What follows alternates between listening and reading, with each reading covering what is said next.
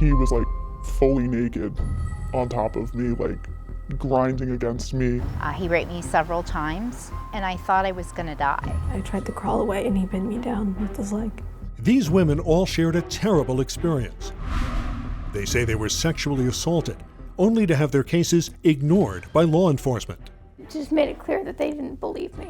They have only made it feel like it was my fault. I mean, it felt more like they were trying to find evidence against me rather than for me.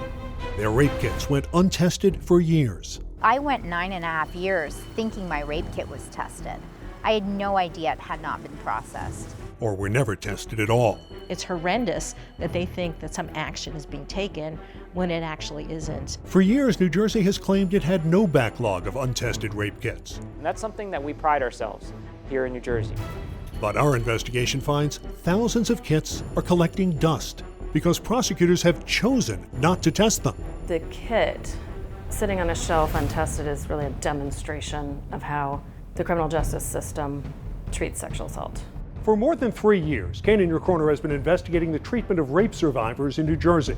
Treatment which often makes them feel like they've been victimized again, this time by the system that was supposed to help them. People who were supposed to help me just kind of made it feel like everything was my fault. When you do find the courage to report it, it's almost written off as nothing more than a he said, she said. It's a big deal, and for them to not treat it as such is just, it blows my mind. It's a felony. It's not somebody stealing your toy on a playground, it's a felony.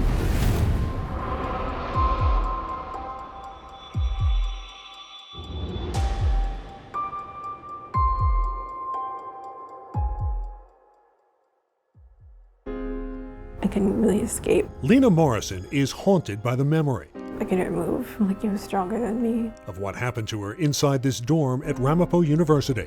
I kind of just had to lay there while he just kept having sex with me.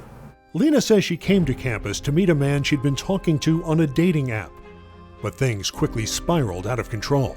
We wrapped his arm around my throat, kind of like in a chokehold. I was just thinking, like, what if I pass out? Like, what if he kills me by accident? After her assault, Lena went to the hospital to undergo a forensic exam. We had to swab the inside and just everything around, and that was really painful. A trained sexual assault nurse looking for DNA her attacker might have left behind. I know she was, like, doing her job, but it just felt kind of violating after something already really violating. But Lena's ordeal was for nothing. We're calling you and notifying you that the investigation is closed.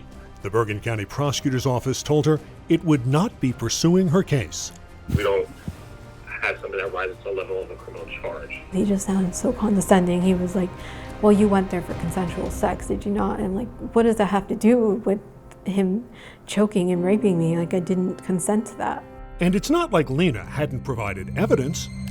Armed with a digital recorder, she'd even met her attacker for coffee and gotten him to admit what he'd told police was a lie. I talked to a lawyer and I explained, I told them the truth, and she looked at me and she said, what you just admitted to me could land you in a federal prison. Prosecutors told Lena it still wasn't enough to proceed. They still said it wasn't enough because he didn't actually use the word rape. So Lena tried again, and incredibly, she got another confession. Just one last time, then we can leave this behind us, honestly. I apologize for raping you, and I apologize for what was done. I'm sorry, and I'll truly live with the guilt for the rest of my life. Lena was convinced this was the evidence prosecutors would need. Like, you said that he never said the word rape, and I got him to say it. Prosecutors still insisted they could not move forward. At the end of the day, Ms. Morrison, he's not a detective. His definition of sexual assault, it doesn't meet our definition of sexual assault. Is there probable cause to charge for that? In my mind, based on what you're telling me, absolutely. Because prosecutors never decided to pursue the case, Lena's rape kit was never tested. It could probably just be in a box sitting somewhere, for all I know. What happened to Lena is not unusual. Our investigation finds 1/3 of all rape kits released to law enforcement in New Jersey are never tested. They're just sitting, gathering dust on shelves or storage units across New Jersey.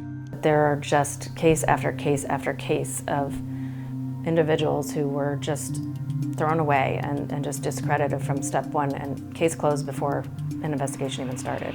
Testing of rape kits also varies dramatically from one county to another. In Atlantic County, 96% of rape kits released to law enforcement are tested. But Bergen County, where Lena was assaulted, has one of the lowest rates of testing. Just 19% of the kits released to law enforcement are tested there. And from 2018 to 2020, Hunterdon County did not test a single rape kit. When those kits are just stuck on a shelf and they're not processed, it says to the survivor that that crime's not taken seriously. The Bergen County prosecutor declined to comment on Lena's case, but said they may not test DNA for several reasons, including if they think testing will not lead to a conviction. I think I'm a very outgoing, tough individual.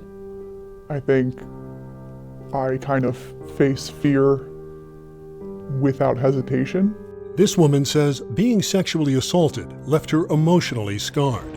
I was in therapy every single week, so I couldn't sleep in my own bed because I was assaulted in it. She's asked us not to reveal her name, so we'll call her Jane. It impacts you. You can't really get away from it, especially when you're fighting for yourself, to have people take care of you the way they're supposed to. Like Lena, Jane met her attacker on a dating app. I had just had my wisdom teeth taken out, so I was still, like, my face was swollen, and he had asked me, to go out on a date or go to a bar, and I was like, I'm in no shape to do that. So it was kind of just decided, like, how about I come over, we watch a movie, just hang out. It sounds like you were very clear with your expectations. Yeah, I thought I was just gonna be, sitting at my house and watching a 2-hour movie with a guy. But obviously, that's not what happened. No. He just kept going and going, and it hurt, and I said that it hurt, and I said, that I didn't want to kiss him anymore. I was like, this is bad, this isn't gonna stop, is it? The safest option for me seemed to be just, get through it, and then you can have law enforcement deal with him later. But the Passaic County prosecutor chose not to deal with Jane's case. Based on what we have right now, we're not in a position to move forward with criminal charges. I've been told that basically unless it's recorded on a camera or there's a witness to see it, that it won't go anywhere. Like Lena, Jane also underwent a forensic exam. I would call it invasive. A woman I've never met putting a Q-tip in me, it's very uncomfortable. But prosecutors told her there was no point in even testing the DNA. Any presence of DNA won't answer the question of consent, and it won't prove or disprove whether any activity meets a legal standard of a sexual assault. I expected, once I released it, for it to at least be tested. If he's doing this to me on a first date, how many other women has he done that to this week? For years, New Jersey has claimed that when it came to handling rape kits, it was leading the nation. We don't have a backlog in this state, and that's something that we pride ourselves here in New Jersey. A state audit found the same thing, no backlog. But Kane In Your Corner analyzed years of data on rape kits in New Jersey, and we found 3 in 4 take longer than 30 days to test. 30 days is the definition the federal government uses to classify a kit as backlogged. If the federal standard is it must be tested within 30 days, then it should be tested within 30 days. And if there is a reason to go beyond 30 days, then that should be well documented. But our investigation finds New Jersey also has a hidden backlog that doesn't show up in any statistics. Hundreds of rape kits each year from people like Lena and Jane that prosecutors have simply chosen not to test. It is one of those kind of shaking your head moments. Why wouldn't you test the evidence before you would make a decision? From 2020 to 2022, more than 2,000 rape kits went untested in New Jersey. About a third were hold kits, meaning the survivor chose not to release them. But 2 out of 3 were from people like Lena and Jane, who wanted their rape kits tested for DNA. Because the kits were never sent to the lab, the state does not consider them backlogged. It doesn't even have an inventory on how many there are. It's like they don't exist. If your kit has not been tested, and it's been years, does it matter where it is lodged in terms of who has possession? No, the point is that it's a backlog because it hasn't been tested. Do you think they should test the sample that they have? Compare it with samples from other unsolved crimes? I think they should. I don't see why they wouldn't. I'm sure I'm not the only one that he's done this to. And nobody's trying to prevent it. Nobody cares to stop that. We wanted to talk to the Passaic County prosecutor about its policy on testing rape kits, but they did not reply. Coming up, could testing every kit prevent crime? You know, the man that assaulted me was on a nationwide crime spree. When our Kane In Your Corner investigation continues.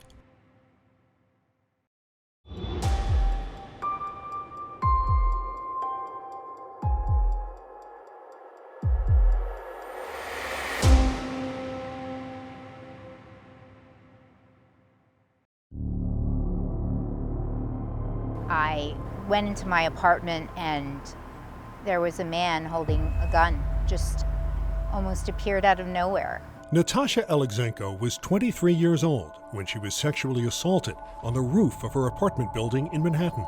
He led me up to the rooftop landing in my building, all the while holding a gun to my head, and he raped me. And I thought I was gonna die. When the horrifying ordeal was over, Natasha had one thing on her mind: helping catch the man responsible.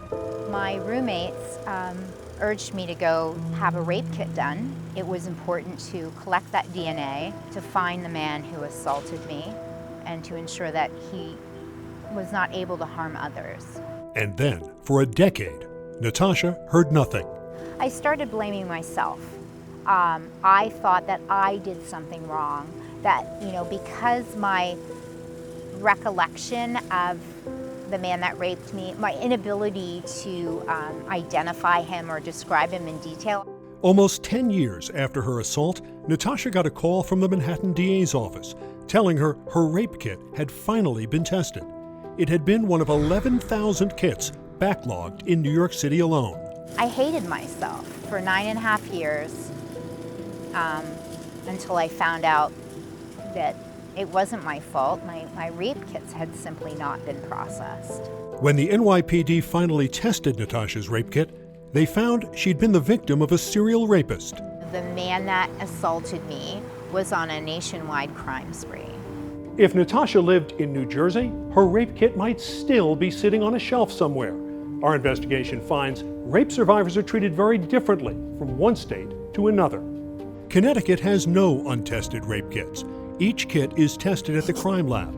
New York passed a law requiring all new rape kits to be tested, but the state is still working through its backlog. But New Jersey is one of just a dozen states where prosecutors can choose not to test a rape kit, even if the survivor wants it tested. It feels a lot more humiliating having people say, you know, we found all of this DNA evidence on your underwear from the mail, but we're not going to see if we can match it to this guy. Most of victims expect that if they go through this process that the evidence will be used, that it will be tested to potentially find the person who committed this crime against them. In 2022, former New Jersey State Senator Nia Gill wrote a bill that would have required all rape kits released to law enforcement in New Jersey to be tested. It's test all kits bill, no discretion. But the bill never made it out of committee, and Gill is no longer in office. So why is New Jersey so far behind the rest of the country? Should prosecutors be allowed to override a survivor's wishes and refuse to test a cat? In an ideal world where resources were never an issue, we could test all kits, but I don't know that we get different outcomes through the criminal justice process. The New Jersey Attorney General's office insists it's not necessary to test every rape kit. I mean, 75% of sexual assault survivors actually know the person who caused them harm.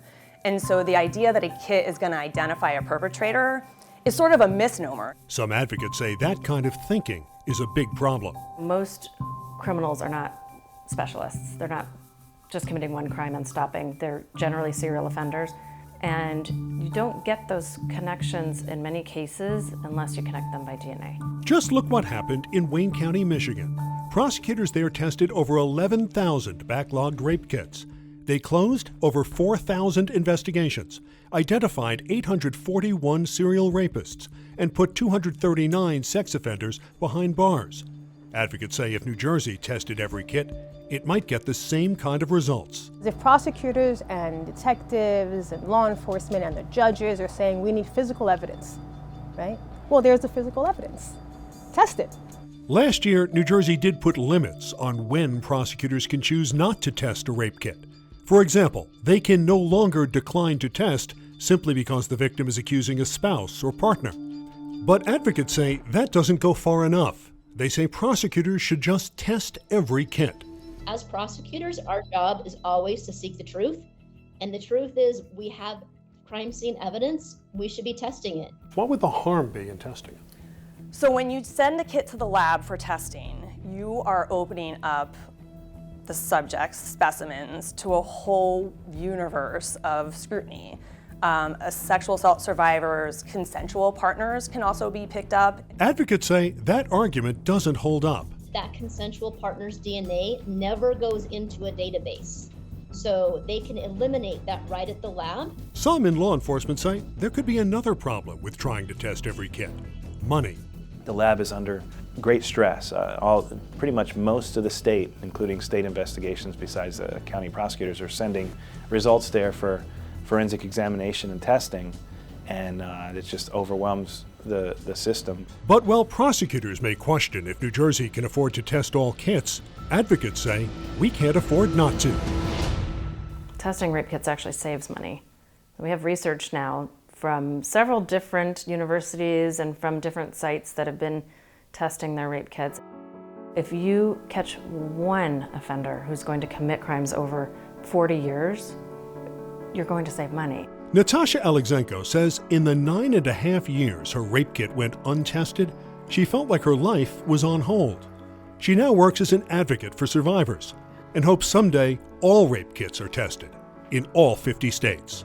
Each rape kit represents a human being who's gone through trauma, who perhaps is unable to move on. That's a life in those kits. Our 3-year Kane In Your Corner investigation is having an impact. The failure to take seriously the claims of a rape victim and to investigate rape violates international law.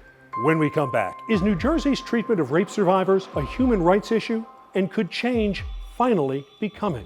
There's just a whole textbook of reasons why these kits should be tested. There's no question anymore. It's the right thing to do.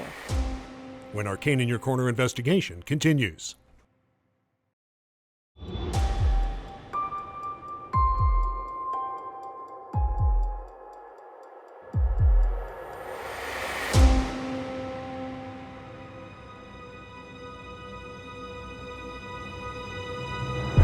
Before I met him, I had an idea of what Satan would look like.